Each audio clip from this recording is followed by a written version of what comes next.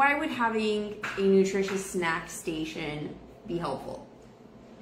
Well, the benefit of having something that's good to go to grab a quick bite, and like we're jokingly / kind of potentially being honest about, it could end up being your meal. Yes. Well, especially like for us when we have like our super busy heavy days of like, okay, we have to get all this prep done, then we have to check on our kids, and then we have to go to an on-site or do whatever we're doing.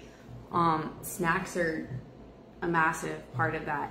But Absolutely. But the great thing about scheduling them ahead of time is that, or not scheduling ahead of time, but like having a station or having them kind of like set up, is that you already have the thought of, okay, I want to have some smarter snacks on hand, along with ones that I just really enjoy, and you have them right there in front of you ready to go, so you can just grab them.